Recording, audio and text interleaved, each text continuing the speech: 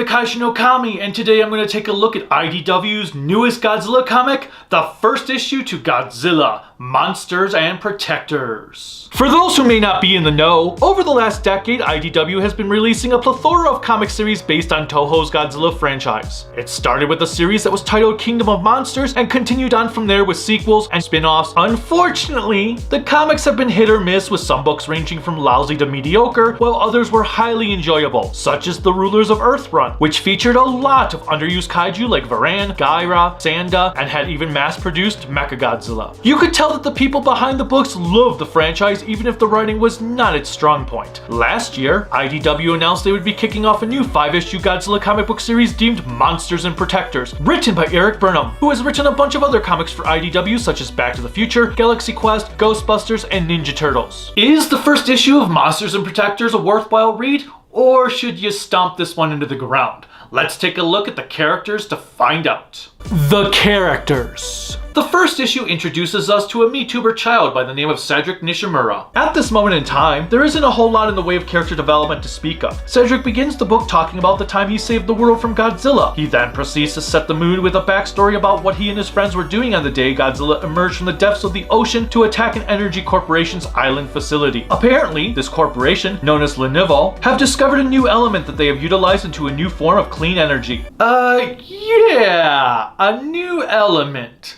This is going to end well. For some reason, Godzilla is not too thrilled about this and begins attacking their facilities. We do get to meet Cedric's classmates and teacher, though they don't do much in this issue beyond spouting off generic brand names like Not Tendo, Super Smash Sisters, and hey wait, are they playing Yu-Gi-Oh?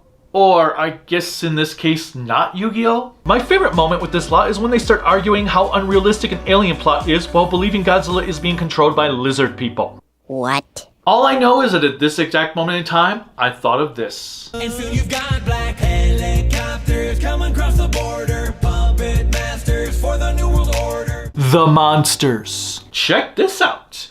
It's a Godzilla story where Godzilla actually shows up in the first adventure.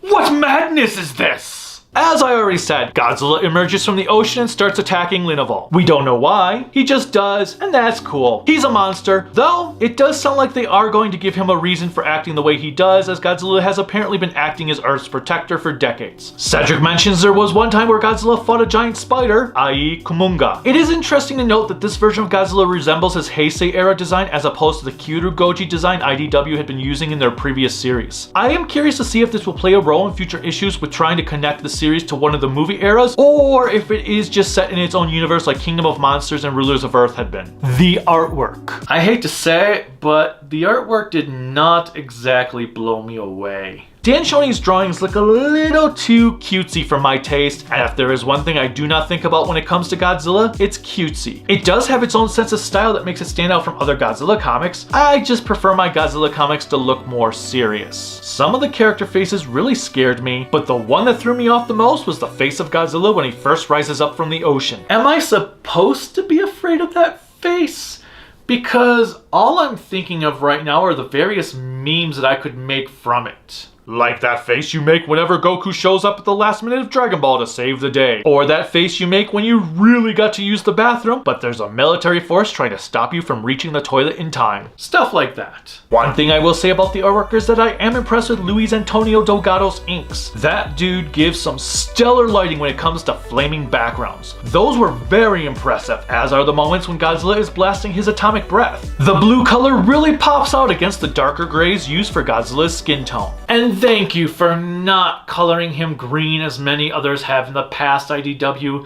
I love that you guys have kept his skin tone gray like in the movies. One final thing I want to add that I loved were the little advertisements that were meant to be homages to the entire movie franchise. Overall, while not much happened plot-wise, and I'm not exactly sure where they're gonna go at this whole not YouTuber recap aspect, it was an interesting setup and I am curious to see how things are gonna play out. If you're looking for something fun that just has Godzilla in it, by all means give this a read. Alternatively, if you're looking for something serious with Godzilla in it because you prefer serious material with Godzilla, this is probably not the comic for you, at least at this moment in time. Until next time, bye!